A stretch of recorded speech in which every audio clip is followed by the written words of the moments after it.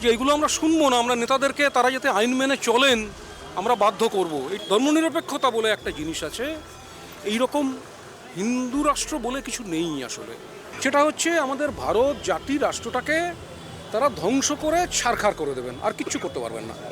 হিন্দু রাষ্ট্র করতে পারবেন না, কারণ এটা হয় না।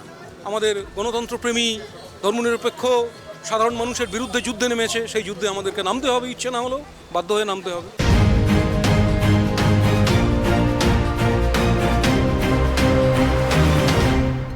কিছুদিন আগে শুভেন্দু অধিকারী নাস্তিকতা আর সেকুলারিজম নিয়ে বক্তব্য দিয়েছে রাজনৈতিক সভা থেকে, এবং তার বিরুদ্ধে আজকে কলেজ স্ট্রিটে নাস্তিক মঞ্চের পক্ষ থেকে একটি সভা করা হয় এবং বহু থানায় তার বিরুদ্ধে এফআইআর দায়ের করা হয়েছে।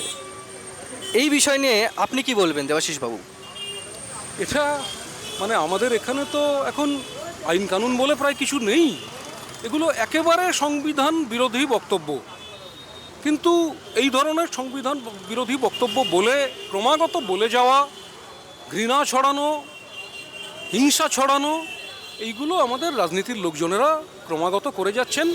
তাদের বাধা দেওয়ার নেই, প্রশাসন কিছু বলে না, আদালত কিছু বলে না, কেউই কিছু বলে না। এখন তার ফলে আমাদের এই প্রজাদের অবস্থা যা হওয়ার সেটা তাই হচ্ছে। আমাদের অধিকার যে এইগুলো আমরা শুনবো না, আমরা নেতাদেরকে তারা যাতে আইন মেনে চলেন আমরা বাধ্য করব, এটা আমরা বলতে পারি, বলে এটা নিয়ে সবাইকে বলতে পারি যে এটা কেন খারাপ। আমরা তাই করছি, আজকে একটা পথসভা করলাম, এটা সেই কারণে। শুভেন্দু অধিকারী নিজেকে বড় সনাতনী বলছেন এবং তার সাথে 3 বাটি গরুর মাংসও খাচ্ছেন, এবং তার সাথে বলছেন আমরা হিন্দু রাষ্ট্র বানাবো। তো মুদ্রা কথা হলো, সনাতনী রাষ্ট্র কেন বানাচ্ছে না শুভেন্দু অধিকারী? হিন্দু রাষ্ট্রই কেন বানাতে চাইছে? না না, এই কথাগুলোর এমনি কোনো মানে নেই। ধরুন এখানে আপনি যদি বলেন যে যে আমার খিদে পেয়েছে, তার একটা মানে হয়। আপনি যদি বলেন যে গাছে পাকা আম ঝুলছে, তার একটা মানে হয়। কিন্তু যদি বলেন যে আকাশে বসে আছে ভগবান, তার মানে হয় না, কারণ ভগবান কথাটার মানে নেই।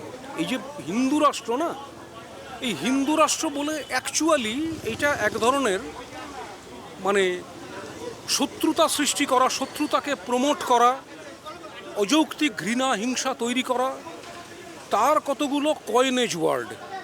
অ্যাকচুয়ালি পলিটিক্যাল সায়েন্সে যেরকম রাষ্ট্র বলে একটা জিনিস আছে, জাতীয়তা বলে একটা জিনিস আছে, ধর্মনিরপেক্ষতা বলে একটা জিনিস আছে, এই রকম হিন্দু রাষ্ট্র বলে কিছু নেই আসলে।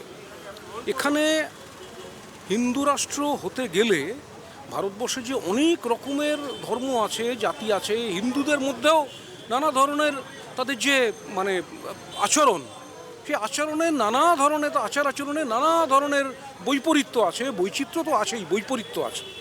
ধরুন আমাদের এখানে ওই পেঁয়াজ টিয়াজকে, যদিও সেগুলো গাছ উদ্ভিদ, তা সত্ত্বেও সেটাকে আমিষ বলে ধরা হয়, কারণ সেটা দিয়ে এই মাছ মাংস ডিম রান্না করা হয়। এবার আমরা ঠাকুর দেবতার পুজোয় পেঁয়াজ দিই না, মানে আমরা দিই না মানে আমি তো নাস্তিক, আমি তো দিই না। কিন্তু যারা বাঙালি, যারা ধার্মিক মানুষ, ধার্মিক বাঙালি হিন্দু, তারা দেন। মানে দিতে গেলে তারা খুব রেগে যাবেন, তারা একদম দেন না। কিন্তু আমি শুনেছি যে মানে মাদ্রাজে, চেন্নাইতে, সেখানে মানে পেঁয়াজি বড়া সেটা ঠাকুরের প্রসাদ হিসেবে দেওয়া হয়। তা এই যে ডিফারেন্স এটা আছে না, এই সমস্ত ডিফারেন্সগুলোকে অতিক্রম করে বা অন্যদেরকে তাড়িয়ে এটা করবেন, এটা অ্যাকচুয়ালি সম্ভব না।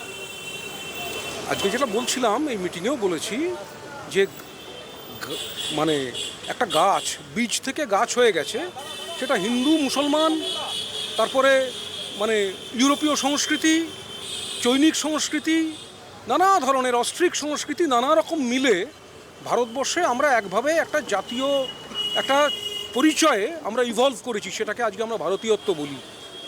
সেখানে নানা ধরনের খাদ্য আছে, নানা ধরনের সঙ্গীত আছে, যেটার মধ্যে বিভিন্ন ধর্ম এবং বিভিন্ন যে মানে জাতিসত্তা, তাদের অবদান আছে সেটার মধ্যে। এইটাকে আপনি কি করে ফিরিয়ে নিয়ে যাবেন? একটা বীজ থেকে গাছ হয়ে যাবার পরে আপনি যদি বলেন যে গাছটাকে বীজে ফিরিয়ে নিয়ে যাব, সেটা যেরকম হয় না, এটা অ্যাকচুয়ালি হয় না, এটা অ্যাকচুয়ালি করতে পারবেন না। যেটা তারা করবেন সত্যি সত্যি, সেটা হচ্ছে আমাদের ভারত জাতি রাষ্ট্রটাকে তারা ধ্বংস করে ছারখার করে দেবেন, আর কিচ্ছু করতে পারবেন না। হিন্দু রাষ্ট্র করতে পারবেন না, কারণ এটা হয় না।